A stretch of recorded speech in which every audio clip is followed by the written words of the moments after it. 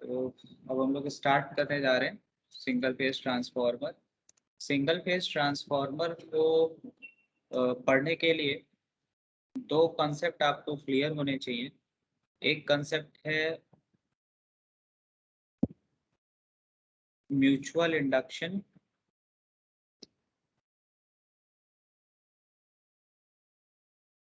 और इसी पर बेस्ड मतलब म्यूचुअल इंडक्शन जिस प्रिंसिपल पर बेस्ड है वो है Faraday's law of electromagnetic induction.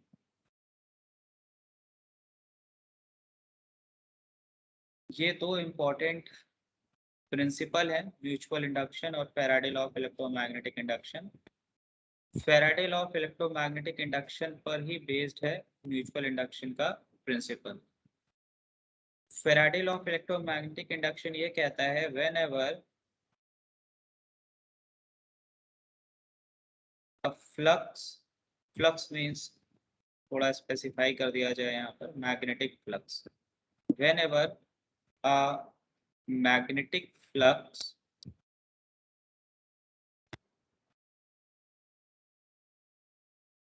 linking in a coil or circuit changes with respect to time,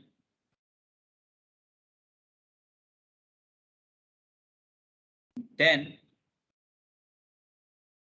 EMF is induced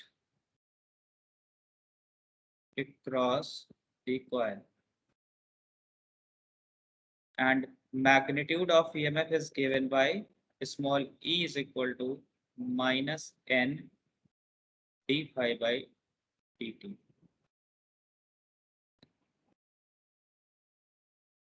जहां पर D phi by D T जो है वो rate of change of flux है with respect to time. Capital N represent कर रहा है total number of turns in the coil जिससे मैग्नेटिक फ्लक्स लिंक कर रही है। फाई मतलब magnetic flux, D phi by D T मतलब rate of change of flux with respect to time. Capital N is number total number of turns in a coil और small E represent the EMF induced across the coil. यहाँ पर जो minus sign है, this minus sign is related to Lenge's law, और Lenz's law को आसान भाषा में लिखते हैं इफेक्ट अपोजेस इज कॉज।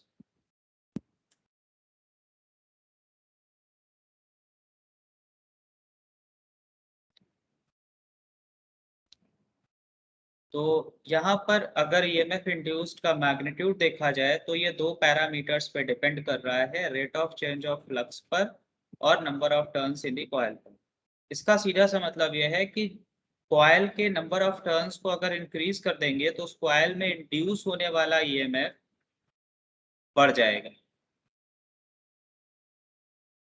ठीक है, इसी तरह से अगर rate of change of flux with respect to time increase हो जाए, जिस रेट पर फ्लक्स टाइम के साथ चेंज हो रहा है अगर उस रेट को बढ़ा दिया जाए तो भी EMF induce across the coil increase कर जाएगा। तो ईएमएफ इंड्यूस इन दो बातों पे डिपेंड करता है, दो पैरामीटर्स पे, rate of change of flux with respect to time and number of turns in the coil. ये दो बात हो गई Faraday law of electromagnetic induction की। अब मैंने कहा म्यूचुअल इंडक्शन इसी से मिलता जुलता है, तो किस तरह से? मान लीजिए कि दो कॉइल्स हैं,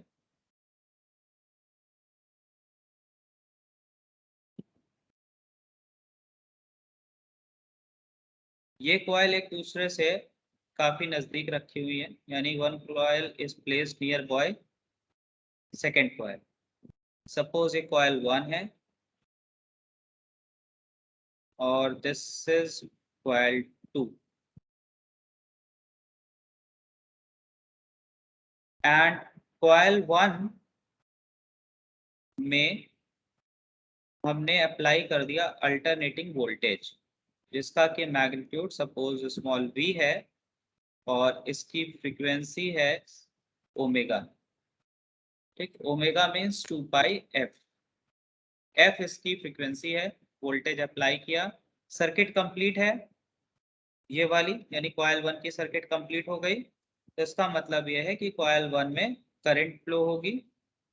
सपोज करंट की आरएमएस वैल्यू कैपिटल आई से हमने डिनोट करी। अब वोल्टेज ऑल्टरनेटिंग है। ऑल्टरनेटिंग मतलब जो मैग्नीट्यूड वोल्टेज का समय के साथ बदल रहा है, फ्रीक्वेंसी 50 हर्ट्ज। तो इससे जो करंट फ्लो करेगी इस सर्किट में इस अप्लाइड वोल्टेज से, वो भी अल्टरनेटिंग होगी, यानी उसका मैग्नीट्यूड भी टाइम के साथ चेंज होगी। लेट्स से दैट कॉइल 1 में नंबर ऑफ टर्न है N1। ठीक है, तो जब करंट कॉइल में फ्लो करेगी तो कॉइल 1 में जो एमएमएफ इंड्यूस होगा, कॉइल 1 का जो एमएमएफ होगा, सेटअप होगा, नॉट इंड्यूस, सेटअप होगा, that will B I into N1। अब this MMF will create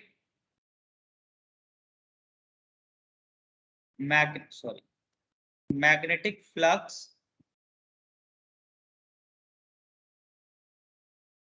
in coil 1। तो यहां पर फ्लक्स सेटअप हो जाएगी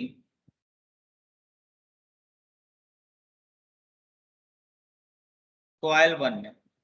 अब ये फ्लक्स जो यहाँ सेटअप होगी, magnetic flux, this will also be alternating in nature.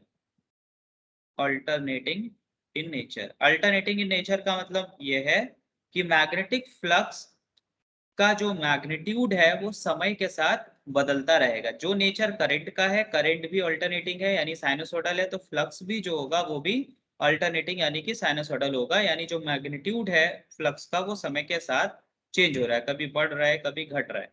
ठीक है, तो इस वजह से कॉइल 1 के क्रॉस ईएमएफ इंड्यूस होगी। सपोज कॉइल 1 में जो यहाँ ईएमएफ इंड्यूस होगी, किसी इंस्टेंट पे इसकी पोलैरिटी इस तरह से है कि ऊपर प्लस और नीचे इस तरह से माइनस, और इस पोलैरिटी को हमने लिख दिया E1। तो E1 का मैग्नीट्यूड हो जाएगा -N1 D pi by dt। तो ये तो बात हो गई कॉइल 1। अब क्योंकि कॉइल 2 कॉइल 1 के नियर बाई रखी हुई है, तो कॉइल 1 का फ्लक्स आकर कॉइल 2 से भी लिंक करेगा, क्योंकि ये दोनों पास पास रखे। तो सेम फ्लक्स आके कॉइल 2 से भी लिंक करेगा। तो अकॉर्डिंग टू फेराडे लॉ यहाँ पर भी ईएमएफ इंड्यूस होगा। सपोज यहाँ पे ईएमएफ इंड्यूस हुआ E2, इसका मैग्नीट्यूड हो जाएगा -N2, क्योंकि नंबर ऑफ टर्न अगर हम यहाँ ले ले N2, तो -N2 d∅dt। अब यहाँ पर ध्यान देने वाली बात यह है दैट सेम फ्लक्स के वजह से दोनों ही कॉइल्स में ईएमएफ इंड्यूस हुआ, एक में E2 और दूसरे में E1। तो सेम फ्लक्स की वजह से जब दो नियर बाय रखी हुई कॉइल में ईएमएफ इंड्यूस होता है, तो इसको, इस प्रिंसिपल को कहते हैं म्यूचुअल इंडक्शन। तो ट्रांसफार्मर का जो बेसिक वर्किंग प्रिंसिपल है दैट इज म्यूचुअल इंडक्शन, और this is based on Faraday law of electromagnetic induction. आप लोगों को ये प्रिंसिपल समझ में आया होगा, आप लोग इससे पहले भी आई होप पढ़े हुए हैं अपने फिजिक्स लेवल पे। लेकिन यहाँ पे जो मैंने आपको समझाया, आप रिलेट कर पा रहे हैं कि म्यूचुअल इंडक्शन क्या होता है और Faraday law of electromagnetic induction क्या होता है। आप सभी कोई बात समझ आई?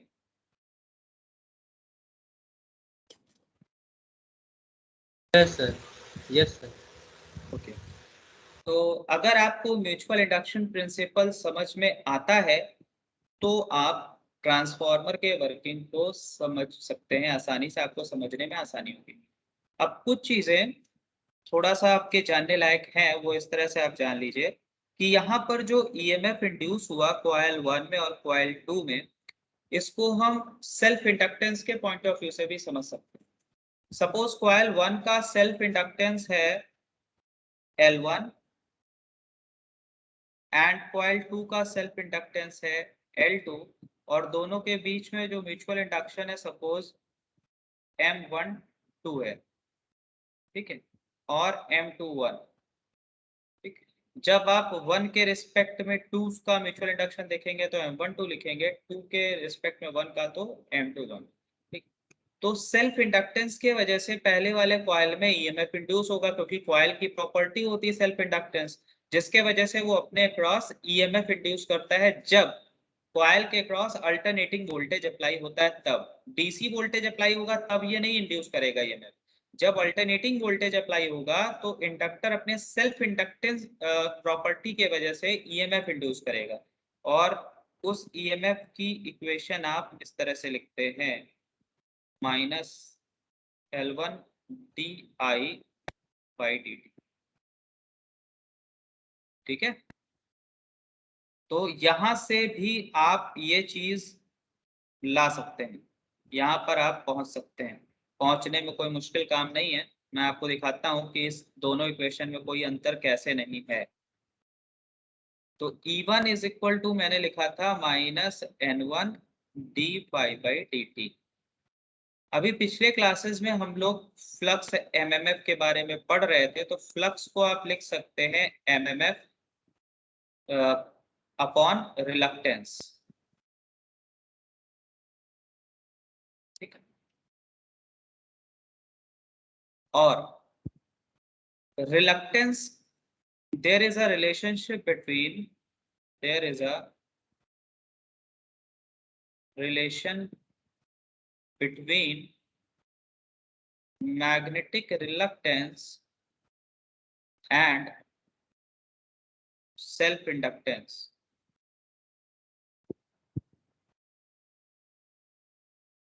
क्या रिलेशन होती है? जो फ्लक्स लिंकेज होता है, फ्लक्स लिंकेज, फ्लक्स लिंकेज को आप लिख सकते हैं नंबर ऑफ टर्न कॉइल में फाई है, और sorry number of turn coil में कैपिटल एन है, और सपोज फ्लक्स जो लिंक कर रहा है वो फाई है, तो फ्लक्स लिंकेज हो गया N phi. This is proportional to होता है करंट। ठीक, flux linkage is proportional to current, और यहां से इस कांस्टेंट को आप हटाएंगे, प्रोपोर्शनलिटी को हटाएंगे साइन को, तो यहाँ आ जाएगा एक कांस्टेंट जिसको कहते हैं सेल्फ इंडक्टेंस। तो सेल्फ इंडक्टेंस यहां से हो जाएगा N phi upon I. Next, phi की वैल्यू आप लिखिए तो N I upon reluctance. Reluctance का फॉर्मूला पिछले क्लास में मैंने आप लोगों को बताया था, पिछले क्लासेस में, mu naught mu r into a, right.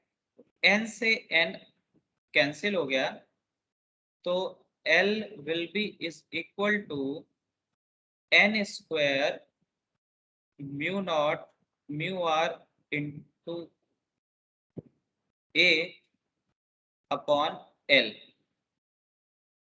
ठीक है, तो एक तो ये इंपॉर्टेंट चीज की ये हो गया आपके सेल्फ इंडक्टेंस का फॉर्मूला, इसकी यूनिट हेनरी होती है। तो सेल्फ इंडक्टेंस जो है वो नंबर ऑफ टर्न्स के स्क्वायर के प्रोपोर्शनल होता है। दैट मीन्स किसी भी कॉइल में अगर नंबर ऑफ टर्न इंक्रीज करेंगे तो सेल्फ इंडक्टेंस स्क्वायर के टर्म्स में इंक्रीज करेगा। एरिया जो है कॉइल के क्रॉस सेक्शनल एरिया उसके प्रोपोर्शनल होता है, और जो लेंथ है उसके इनवर्सली प्रोपोर्शनल होता है। तो ये सारी बातें आपको ध्यान में रखनी है। सेल्फ इंडक्टेंस का फॉर्मूला मैं डेराइव कराने की हालांकि जरूरत नहीं थी, ये एक्सपेक्ट किया जाता है, आपने 12th में से पढ़ा है, बट फिर भी इस तरीके से शायद ना पढ़ा हो, तो इस तरह से इसको डेराइव कर सकते हैं। Flux linkage is proportional to current, मतलब जितना ज्यादा करंट आएगी सोलेनाइड में, फ्लक्स का लिंकेज उतना ज्यादा बढ़ेगा, तो इसीलिए एन फाई यानी flux linkage is proportional to current. Then इस प्रोपोर्शनलिटी साइन को हटाएंगे तो एक कांस्टेंट आएगा, this constant is known as self inductance. तो यहाँ से सेल्फ इंडक्टेंस हो जाएगा N phi upon I, that is flux linkage upon current. और फ्लक्स का फॉर्मूला ये ऊपर लिखा हुआ है एमएमएफ अपॉन रिलक्टेंस, और रिलक्टेंस का फॉर्मूला पिछली क्लासेस में मैंने आपको पढ़ाया L upon mu naught mu R into A. यहाँ से ये फॉर्मूला निकलेगा सेल्फ इंडक्टेंस का। ठीक है, तो सेम चीज अगर आप यहाँ पे देखें, फाई की वैल्यू आप यहाँ रख दें तो एन आई अपॉन रिलक्टेंस होगा। अब रिलक्टेंस में और एल में क्या रिलेशन है आप यहाँ से देख सकते हैं, that L is equal to N square upon reluctance. ठीक, यहाँ पे देखिए, यहाँ रिलक्टेंस का फॉर्मूला रखा है हमने, आई से आई कैंसिल हो गया है, तो N square upon reluctance, right. अब यहाँ पर रिलक्टेंस के प्लेस पे ये वैल्यू रखी है, तो रिलक्टेंस यहाँ से ये भी आप लिख सकते हैं that reluctance is equal to N square upon L. ये वैल्यूज उठा के यहाँ रखिए तो ये हो जाएगा n इंटू आई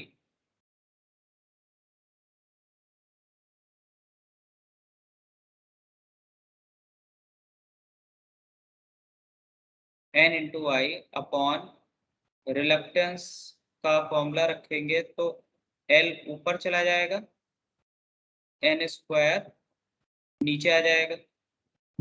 ठीक है, तो यहाँ से ये स्क्वायर कैंसिल हो जाएगा। अब ये वैल्यू यहाँ पुट कीजिए तो -n1 d/dt into L I upon n। तो यहाँ n1 लिख लेते हैं क्योंकि जिस कॉइल की बात हो रही है उस हिसाब से चलते हैं, यहाँ L1 लिख लेते हैं। तो अब यहाँ पर -n1 L1 अपॉन n1 बाहर आ जाएगा डिफ्रेंशिएशन से di/dt। तो यहाँ पे n1 से n1 कैंसिल हो गया, ये हो गया -L1 di/dt। तो इस तरह से E1 इज इक्वल टू आप ये देख सकते हैं कि -L1 di/dt और -n1 d/dt दोनों एक ही चीज है। आप वैल्यूज को रिप्लेस करेंगे पाई के जगह पे तो आप इस वैल्यू पे दोबारा पहुंच जाएंगे। ये चीज आप लोगों को समझ में आई? देखिए जो भी इलेक्ट्रिकल के स्टूडेंट है या मैकेनिकल के स्टूडेंट हैं उनके लिए थोड़ा ये इम्पोर्टेंट है। जो वीडियो लेक्चर मैं आपसे शेयर करूंगा उसमें ये नहीं होगा। होता क्या है, अक्सर जब आप किसी भी टॉपिक को लगातार पढ़ाते हैं बार बार तो कुछ ना कुछ नया ऐड ऑन हो जाता है। तो मैंने ये चीज़ें क्लासेस में कवर कई बार नहीं की हैं, यहाँ पर क्योंकि जिक्र हो गया था तो कवर हो गई। तो इस चीज़ को ध्यान रखिएगा। पहला तो इंडक्टेंस का फॉर्मूला कैसे आया, उसके बाद ये चीज़ बड़ी इंपॉर्टेंट है कि self inductance, number of turn और रिलक्टेंस में क्या रिलेशन है। ठीक, आप इस तरह से भी देख सकते हैं कि किसी भी मैग्नेटिक सर्किट का मैग्नेटिक पाथ का अगर रिलक्टेंस बढ़ेगा तो सेल्फ इंडक्टेंस घट जाएगा और रिलक्टेंस घटेगा तो सेल्फ इंडक्टेंस बढ़ जाएगा। ठीक है, नंबर ऑफ टर्न्स अगर बढ़ाएंगे किसी कॉइल में तो उसका सेल्फ इंडक्टेंस स्क्वायर के टर्म्स में इंक्रीज हो जाएगा। तो ये काफी इंपॉर्टेंट है ऑब्जेक्टिव के पॉइंट ऑफ व्यू से भी ये रिलेशंस, क्योंकि ये बेसिक रिलेशन है। ये समझा जाता है कि बच्चे 12th लेवल पे इन चीजों को जानते हैं। तो आप ये समझिए पेपर बनाने वाले के लिए वो मान सकता है कि ये बड़े बेसिक सी बात है। ये बात अलग है कि आप ये चीजें बोल चुके हैं, लेकिन ये बेसिक सी बात वो समझ सकता है, चाहे ये वाला फॉर्मूला ही आप ले लीजिए। और E is equal to -n/dt and E is equal to -L1 di/dt, ये दोनों सेम चीजें हैं। ये भी आपको पता होनी चाहिए, कैसे आएंगी ये भी आपको पता होना चाहिए। तो ये कंसेप्ट आप लोगों को क्लियर है? किसी को कोई डाउट इस कंसेप्ट में?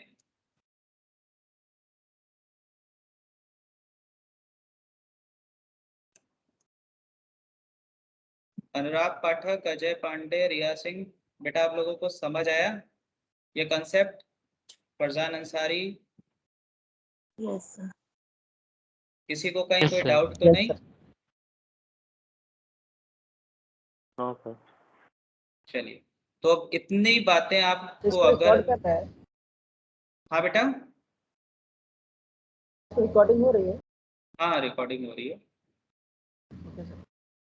तो आप लोगों के दिमाग में म्यूचुअल इंडक्शन बहुत अच्छे से क्लियर होना चाहिए, whether you are mechanical student और इलेक्ट्रिकल स्टूडेंट और इलेक्ट्रॉनिक्स स्टूडेंट, क्योंकि ये कुछ ऐसे प्रिंसिपल हैं जो बड़े बेसिक है साइंस के। तो इलेक्ट्रॉनिक का स्टूडेंट हो चाहे इलेक्ट्रिकल का हो चाहे मैकेनिकल का हो, उसको ये कंसेप्ट एकदम पिन पॉइंट क्लियर होना चाहिए कि आपसे कोई नींद में भी पूछ ले म्यूचुअल इंडक्शन प्रिंसिपल क्या है, फैराडे लॉ प्रिंसिपल क्या है, तो आपको पता होना चाहिए, क्योंकि इतने बेसिक साइंस के प्रिंसिपल है कि बहुत सी डिवाइसेस में इन्हीं पे बेस्ड वर्किंग है। चाहे कम्युनिकेशन सर्किट में भी आप चले जाइए, टैंक सर्किट वगैरह है, तो इसी के जो स्टूडेंट हैं कम्युनिकेशन भी पढ़ेंगे तो इंडक्टेंस से कभी दूर नहीं हो सकते, कैपेसिटेंस से कभी दूर नहीं हो सकते, म्यूचुअल इंडक्शन प्रिंसिपल फ्लक्स से दूर नहीं हो सकते, इलेक्ट्रोस्टैटिक प्रिंसिपल से दूर नहीं हो सकते, गॉस लॉ से दूर नहीं हो सकते। और इसके अलावा आप लोग एम्पियर सर्किटल लॉ पढ़ते हैं और क्या नाम है, मैक्सवेल इक्वेशंस पढ़ते हैं जो फिजिक्स में आपने पढ़ी हुई है।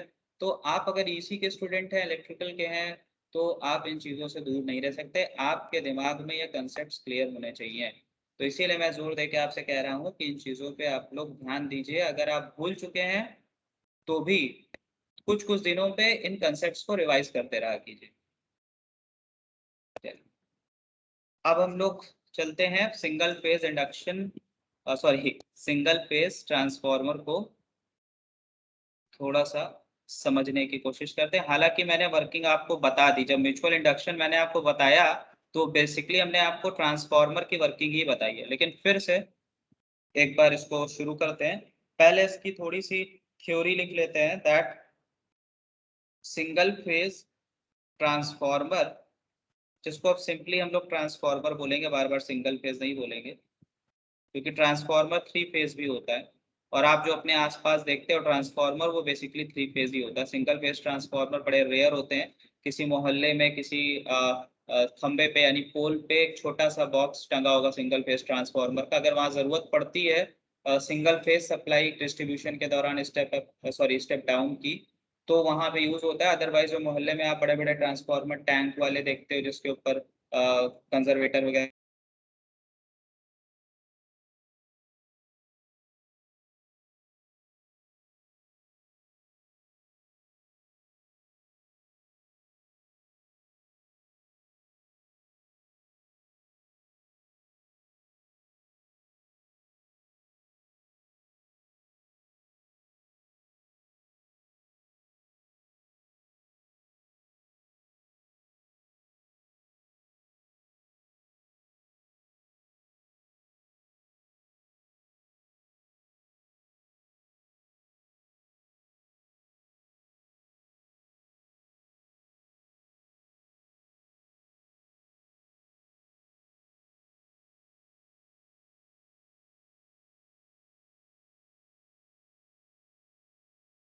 सर आपकी आवाज नहीं आ रही।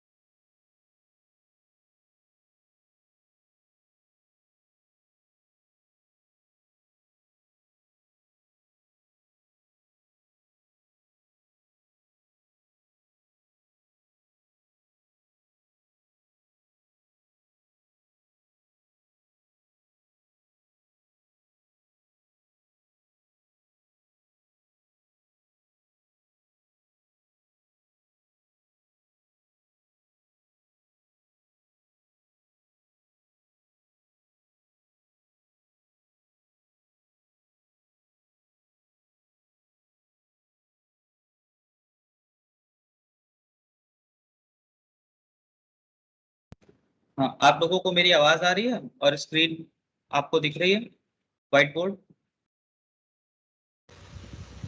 सर आवाज आ रही है लेकिन व्हाइट बोर्ड नहीं दिख रहा है। आवाज आ रही है, व्हाइट बोर्ड नहीं दिख रही। Okay okay.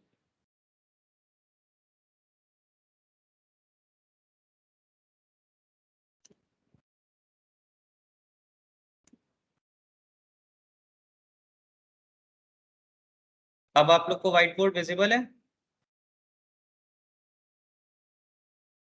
Yes sir. Yes yes. Okay, तो आप लोग मुझे जरा ये बताएंगे कि कहाँ तक हम लोग डिस्कस कर रहे थे, उससे पहले कनेक्शन लॉस्ट हो गया। ये मैंने आपको बता दिया था कि ट्रांसफार्मर की इफिशियंसी 98 to 99% होती है, उसका reason. No sir. No no sir.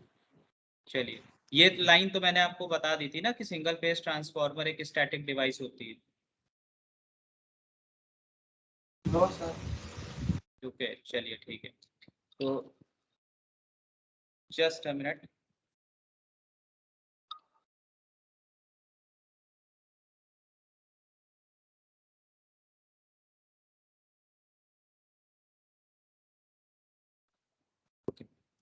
सो ट्रांसफार्मर एक स्टैटिक डिवाइस होती है, दैट मींस ट्रांसफार्मर के अंदर कोई भी ऐसा पार्ट नहीं होता जो मूवेबल हो या रोटेशनरी हो। ट्रांसफार्मर के सारे पार्ट स्टैटिक होते हैं, तो ये एक स्टैटिक डिवाइस है। इसी कारण ट्रांसफार्मर की इफिशियंसी जनरली 98 to 99% तक होती है, क्योंकि इसमें कोई भी मैकेनिकल पार्ट ऐसा नहीं है जो मूव करता हो। All parts are intact each other and stationary. ठीक है, अब ट्रांसफार्मर में होता क्या है, that it transform it transforms electrical energy from one circuit to another circuit without changing the frequency of input electrical energy। तो ट्रांसफार्मर करता क्या है कि वो इलेक्ट्रिकल एनर्जी को इनपुट पे, जो उसको इलेक्ट्रिकल एनर्जी मिलती है, उसको वो आउटपुट के सर्किट में ट्रांसफॉर्म कर देता है without changing the frequency of input electrical energy. तो ट्रांसफार्मर बेसिकली क्या करेगा कि ये वोल्टेज लेवल को या तो अप करेगा आउटपुट पे वोल्टेज लेवल को, या तो डाउन करेगा। सिमिलरली करंट लेवल को या तो डाउन करेगा या तो अप करेगा। यानी अगर आउटपुट सर्किट पे वोल्टेज लेवल अप हो रहा होगा तो सेम आउटपुट सर्किट में करंट लेवल डाउन हो जाएगी, और अगर आउटपुट पे ट्रांसफार्मर वोल्टेज लेवल को डाउन कर रहा होगा तो सेम आउटपुट सर्किट में करंट का लेवल अप हो जाएगा। तो on the basis of working, transformers are classified in two parts: step up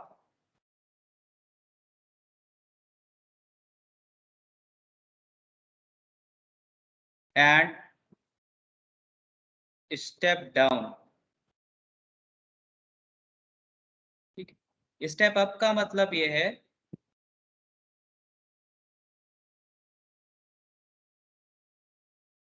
when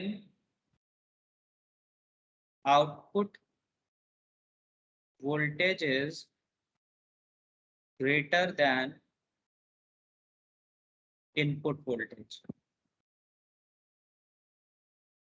and step down का मतलब है when output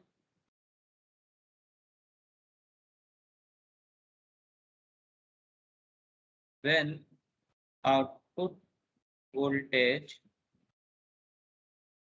is less than input voltage. इसको अभी फिर से दूसरे तरीके से मैं आपको बताऊंगा, स्टेप अप और स्टेप डाउन का क्लासिफिकेशन। देखिए, ट्रांसफार्मर में दो सर्किट होती है, primary circuit and secondary circuit.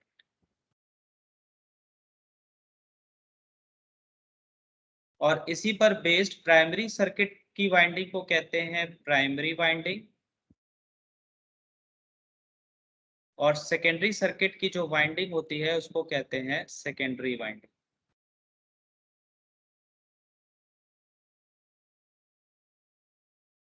So a side in which supply source is connected is known as primary circuit. जिस साइड पर सप्लाई सोर्स यानी कि इनपुट एनर्जी दी जाती है उस साइड को प्राइमरी सर्किट कहते हैं। तो इसका मतलब यह है कि दूसरी वाली जो साइड बची जिसमें लोड कनेक्ट होगा या लोड नहीं भी कनेक्ट होगा तो उसको कहेंगे secondary circuit. And other circuit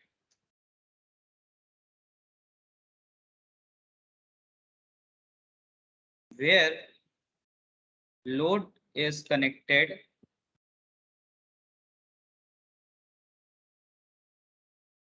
is known as secondary circuit।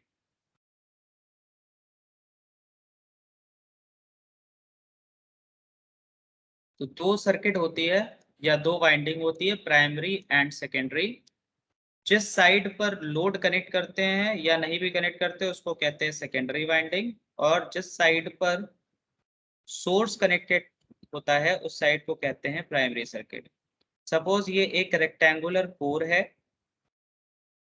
Example के लिए मान लीजिए आयरन का कोर है।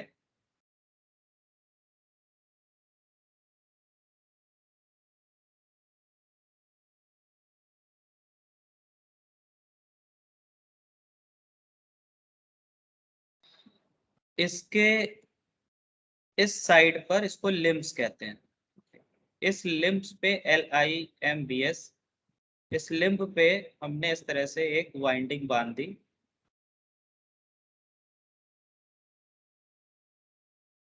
और इसका जो दूसरा लिम्ब है उस पे भी हमने इस तरह से एक वाइंडिंग को इस पर वाउंड कर दिया यानी कि बांध दिया।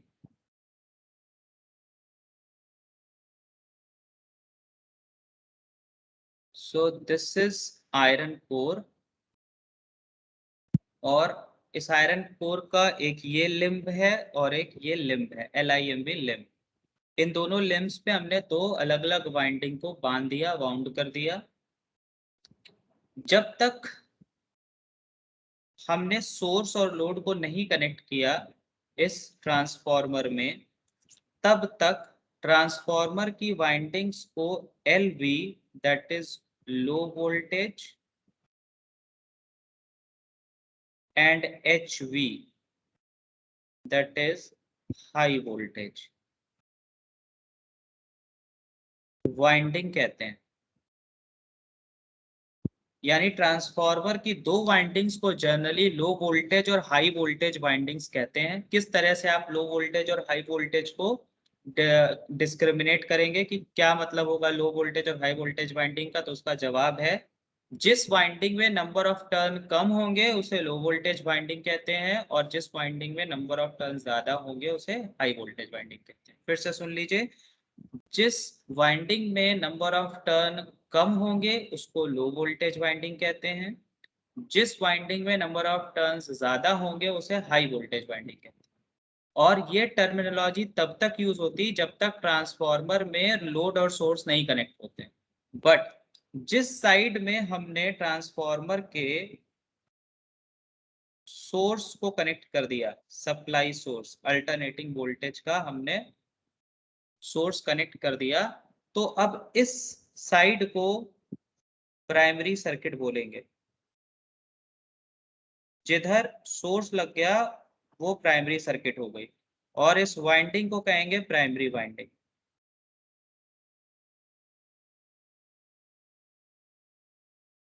और जो दूसरी साइड बची उसमें लोड कनेक्ट हो चाहे ना कनेक्ट हो, that will be known as secondary winding और सेकेंडरी सर्किट। ठीक। प्राइमरी वाइंडिंग के पैरामीटर्स के सफिक्स में 1 लगा देते हैं, तो यहाँ पर नंबर ऑफ टर्न N1 होगा, यहाँ वोल्टेज V1 होगा, यहाँ नंबर ऑफ टर्न होगा N2। ठीक है। प्राइमरी साइड में जो ईएमएफ इंड्यूस होगा उसकी आरएमएस वैल्यू को हम E1 से डिनोट करेंगे। सेकेंडरी साइड में जो ईएमएफ इंड्यूस होगा वाइंडिंग में उसको हम E2 से डिनोट करेंगे। प्राइमरी साइड की जो करंट डिनोट करेंगे वो हम I1 से डिनोट करेंगे। और सेकेंडरी साइड में जब यहाँ लोड कनेक्ट होगा, सेकेंडरी साइड में जब यहाँ पर लोड कनेक्ट होगा तब हम यहाँ पर वाइंडिंग में करंट बनाएंगे और उसको I2 से डिनोट करेंगे। तो ये टर्म्स जो है ये बड़े इंपॉर्टेंट है, और सारी बुक्स में यही फॉलो होता है दैट प्राइमरी साइड के जो भी इलेक्ट्रिकल पैरामीटर्स होंगे उसके सफिक्स में 1 लिखा जाता है, और सेकेंडरी साइड के जो भी पैरामीटर्स होंगे उसके सफिक्स में 2 लिखा जाता है। ठीक है। तो अब यहाँ पे ध्यान देने वाली बात यह है कि अगर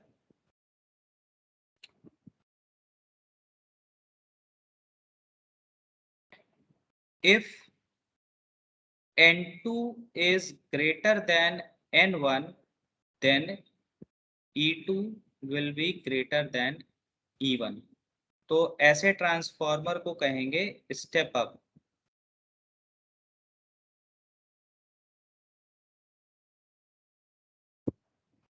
and if N2 is less than N1 और E2 is less than E1, तो ऐसे ट्रांसफॉर्मर को कहेंगे स्टेप डाउन ट्रांसफॉर्मर। तो वर्किंग के बेसिस पर ट्रांसफॉर्मर 2 टाइप के होते हैं, स्टेप अप और स्टेप डाउन। इसका क्लासिफिकेशन इस बेसिस पे किया जाता है, यानी अगर सेकेंडरी वाइंडिंग में नंबर ऑफ टर्न प्राइमरी से ज्यादा है तो सेकेंडरी में इंड्यूस होने वाला ईएमएफ प्राइमरी से ज्यादा होगा, ऐसे ट्रांसफॉर्मर को स्टेप अप ट्रांसफॉर्मर कहते हैं। अगर सेकेंडरी में नंबर ऑफ टर्न्स प्राइमरी से कम होंगे तो जो सेकेंडरी में इंड्यूस्ड ईएमएफ है वो प्राइमरी के इंड्यूस्ड ईएमएफ से कम हो जाएगा, तो उसको स्टेप डाउन ट्रांसफॉर्मर कहेंगे। ओके। तो ट्रांसफॉर्मर स्टेप अप और स्टेप डाउन 2 टाइप के होते हैं on the basis of its working. एक और इम्पोर्टेंट बात आगे बढ़ने से पहले, ट्रांसफॉर्मर के इस पूरे अरेंजमेंट में, इस पूरे सर्किट में क्या हो रहा है इसको थोड़ा ध्यान से समझिए। ट्रांसफॉर्मर के प्राइमरी पे यानी इनपुट पे ट्रांसफॉर्मर को क्या दिया गया इनपुट में? तो जवाब है इलेक्ट्रिकल एनर्जी।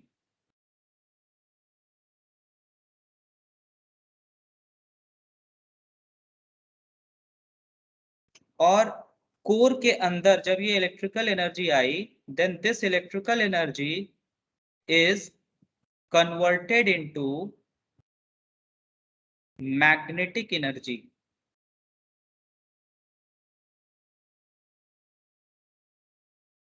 और फिर आउटपुट पे ये magnetic energy again converted into electrical energy. So इस बेसिस पे ट्रांसफॉर्मर को electro magnetic energy conversion device कहा जाता है। Transformer is also known as electromagnetic energy conversion device। Input पे इलेक्ट्रिकल एनर्जी, बीच में जो कोर है इसमें मैग्नेटिक एनर्जी में इलेक्ट्रिकल एनर्जी कन्वर्ट होती है, फिर उसके बाद आउटपुट पे फिर से इलेक्ट्रिकल एनर्जी में कन्वर्जन हो जाता है। तो एनर्जी का यहाँ पर किसी तरह का कोई लॉस नहीं होता आइडियली। दैट मीन्स जितनी इलेक्ट्रिकल इनपुट आप देंगे उतना ही आपको इलेक्ट्रिकल आउटपुट मिल जाएगा। इसीलिए ट्रांसफार्मर की एफिशिएंसी जैसा मैंने स्टार्टिंग में लिखा 98 to 99% होती है। जो 100% हमने नहीं लिखा उसका कारण है कि इसमें दो तरह के लॉसेस होते हैं, आगे इसके बारे में थोड़ा सा और डिस्कशन करेंगे। एक होता है आयरन लॉस, आयरन लॉस को कोर लॉस भी कहते हैं, और दूसरा एक लॉस होता है कॉपर लॉस। कॉपर लॉस को I²R लॉस कहते हैं। शॉर्ट में समझ लीजिए कि आयरन लॉस या कोर लॉस दो लॉसेस से मिलके बनता है, हिस्टेरेसिस और एडी करंट, जो अभी जस्ट पिछले वाले क्लास में हमने डिस्कस किया था। कॉपर लॉस का मतलब दोनों ही सर्किट में वाइंडिंग लगी हुई है, प्राइमरी और सेकेंडरी में। वाइंडिंग में करंट आएगी, वाइंडिंग का रेजिस्टेंस होगा, जिसके वजह से लॉस होगा, हीट लॉस। आयरन और कोर लॉस की वजह से भी हीट लॉस ही होता है बेसिकली। तो यहाँ पर ये दो तरह के लॉस होते हैं, लेकिन इन लॉसेस को डिजाइनिंग स्टेज पर मिनिमाइज कर दिया जाता है। आयरन और कोर लॉस को भी मिनिमाइज कर देते हैं, कॉपर लॉस को भी मिनिमाइज करने की पूरी कोशिश होती है। कैसे कर सकते हैं? अगर आप अच्छे वाइंडिंग यूज करेंगे, यानी कॉपर के मटेरियल की वाइंडिंग यूज करेंगे, उसका रेजिस्टेंस कम होगा, तो ये कॉपर लॉस आप मिनिमाइज कर सकते हैं। तो इन लॉसेस को बहुत हद तक मिनिमाइज कर देते हैं, इस वजह से ट्रांसफार्मर की एफिशिएंसी हमने 98 to 99% लिखी। 100 इसलिए नहीं लिखी क्योंकि फिर भी कॉपर लॉस थोड़ा बहुत होता है। कोर लॉस को मिनिमाइज कर देते हैं, लेकिन थोड़ा बहुत फिर भी होता है इस वजह से। तो आप लोगों को अगर कुछ पूछना हो अभी तक जो मैंने बताया उसमें, आगे के जो इस पे टॉपिक पे डिस्कशन है वो हम लोग नेक्स्ट क्लास में करेंगे। नहीं